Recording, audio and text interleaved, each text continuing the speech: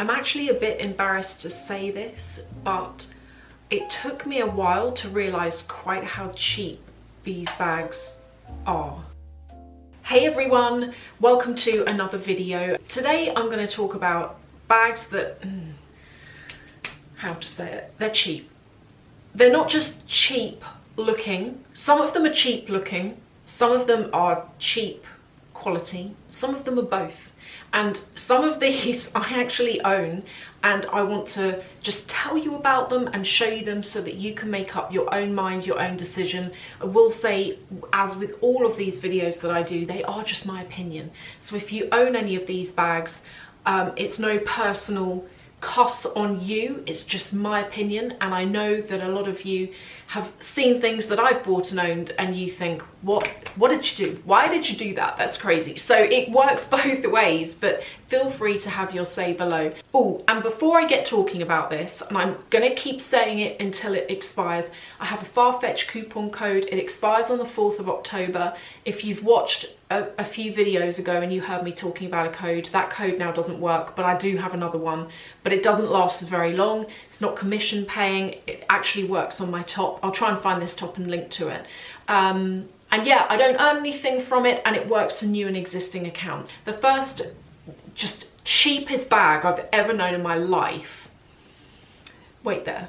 You have no clue how cheap this bag feels until you get your hands on it. Now I've got the teddy version, so it's a bit fluffy.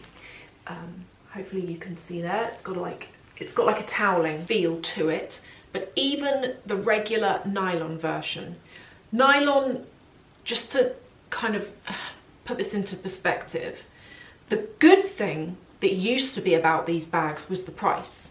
This bag at the time I paid around £700 for it, from memory.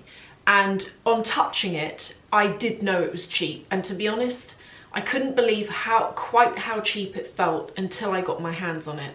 But for the money and for how much I'd wanted it, and I do use it actually, but I'll explain how and where I use it because that also plays a big part for me. I was surprised at quite how cheap and flimsy it is. The version that is all over nylon, I have reviewed that, but I've also reviewed the version from Kate Spade, and if I may say, the Kate Spade version is better quality and it costs so much less. And it's better quality because the nylon on that bag is thicker, holds together better. I think when the Prada bag, the re-edition, cost a lot less, it was a good one to go with, because you had like your brand name and you've got your cute little bag and you can actually fit, you know, a reasonable amount in these. But as these, I think these are very close to £1,000, if not, they may have exceeded it. And for me, at that money, there are better things you can get. So that's the first. So if you're thinking about getting it, back then, yes, good idea. Now at the new prices, in my opinion, no. Cheap quality, doesn't really look that classy. It's got more of a trend vibe to it. Oh, I was going to say where I tend to wear this. Although it's got a big logo across the front, I wear this when I'm dressed down, when I'm in, not when I'm in quite gym gear, but if I'm going out somewhere and I want to play it down a bit. I know it's really weird because it's got a logo on it, but I hold it this way. And because the bag feels quite cheap and flimsy, like, you know, like it scrunches down, do you see what I mean? Pops back out again, it doesn't lose its shape, but there's no structure to it at all. I tend to use this in more casual settings. This next one you might be surprised about, and this is one that I haven't shown you in probably in a year, and you'll be amazed. And it's not cheap looking, like the Prada one, I think, you know, it doesn't look the classiest bag in the world. This one looks okay, it's the quality. And it's this bag from Goyard. I'm mind blown, because this brand has got a real reputation for being really, really, really high quality. And the things I've noticed with this bag are, first of all, this canvas. If you compare the canvas on this to the canvas on Louis Vuitton, the canvas on this is really thin. Like, to me, it's a lot thinner than Louis Vuitton. What I do like about it is that it is nicely lined on the inside with leather, but that leather is adding extra thickness. And it, as I say, when you get hold of the actual canvas, the canvas and the leather aren't one. So there's almost like bubbles underneath. When you squidge it, you can feel kind of bubbles where the two are like touching like this. The bag feels very, you know when you get something expensive, here's the weird thing. When you get something and it's heavy and there's a weight behind it, it feels substantial and it feels like it's got some value. And then you get something which is as light as this. This is probably lighter than that Prada re-edition. You wouldn't think so looking at it. Oh God, has it happened already? I think it's already happened. The monogram on it is hand painted on. And people I've seen on YouTube are saying that if you get caught in the rain, sometimes that can come off, but also it wears off after a while. So yes, I really would say it's a classy brand. This is the mini Saigon bag, by the way. See, even to close it, it's quite annoying because the canvas is so thin, it just crumbles in on itself. It's a great bag, I think, as well for any of the gents watching, because I know a lot of you watch me and you say, oh, are there any good bags you can recommend for guys and they're not too girly? I think this is a good one to go with. But it's just, if you get hold of it, you'll see what I mean. It crunches in on itself. It's really, it feels flimsy is how it feels. The next, and it's one that I think if you're thinking of getting, you have to do you, okay? I always say, if you watch these videos, they are just my thoughts and my opinions, and you've watch and listen to some of the things that bother me and think about whether they'll likely bother you, but that's where it should start and where it should end. Don't let me sway you too much. These are just my opinions, okay? But the next one, and I hope it's not controversial, but it is the Louis Vuitton Neverfull. To me, that is a cheap looking bag. When it first came out years ago, it looks cheap and there are fakes everywhere. And when you see something, when you start to see something everywhere, particularly when you see them and you know they're really obvious fakes, it cheapens it.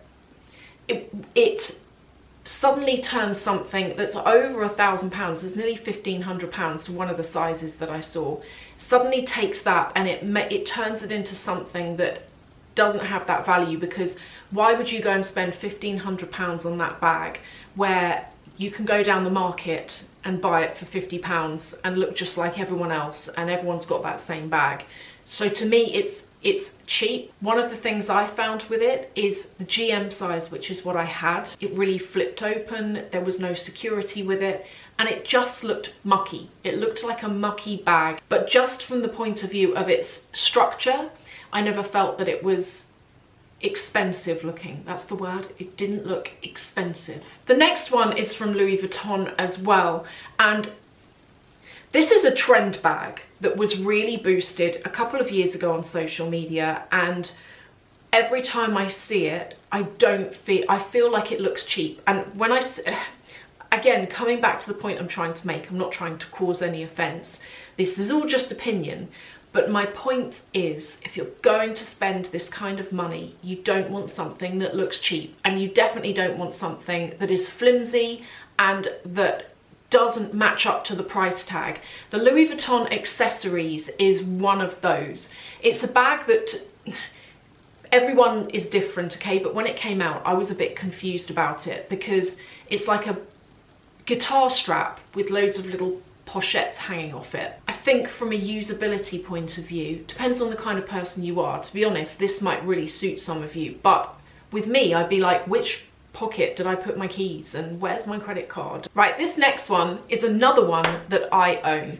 And if I go back 4 years, I would have disagreed with myself on this, but I've changed my mind, and it is the Dior Book Tote. This is probably my most used bag. I'm not even joking you. I use it for the gym because I go to a gym where most people use like Louis Vuitton holdalls and all of that kind of thing, so and these actually, so you can walk in and no one bats an eyelid. And plus, the reason why I use it for the gym is it's the kind of bag where if I didn't use it for the gym, I wouldn't be able to use it at all. And it's a bag that I really like, and it's one that I would miss using. I do also use it if I'm going to go and get groceries, but I'm not buying that much, just getting a few things. I will take this with me and use it. And but here's the thing, I feel like this bag has become quite cheap looking for the money. I bought this when it was £1,900, and that was in 2019, and that was a lot of money. Like, for a shopping tote, nearly £2,000 is a lot of money.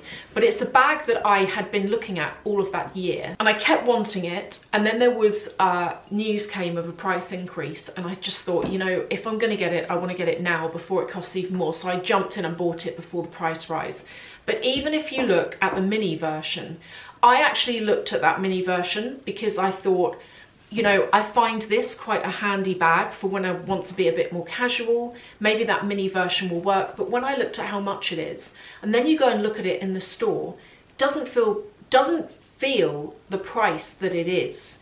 And also, if you don't use a like a base shaper in these, the base sags out. You can see on mine it started to sag out already here, and on the other side. I don't think it's looking the price that they're selling it for. And the next one, and the final one, is the Louis Vuitton Speedy.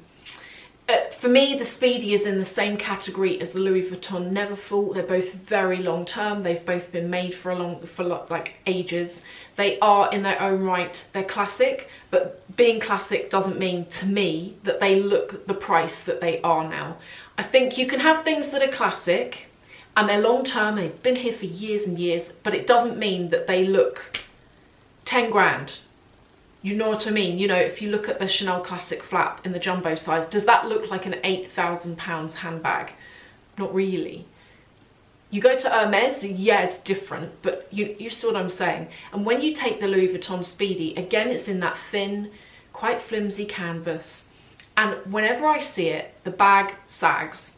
Unless you use a bag organizer, exactly like with the Dior book tote, only worse because it's thin canvas, the bag sags. Even if you do use a base shaper, I've seen it where the material, when you're holding the top handle, particularly if you've got things in there and it's reasonably heavy, the material sags in where the handles are, and it just doesn't look chic, doesn't look put together, and it doesn't look expensive. It doesn't look like you've just gone and spent around about £1,000 on that bag. It doesn't look it. Please let me know what you think, and feel free to disagree.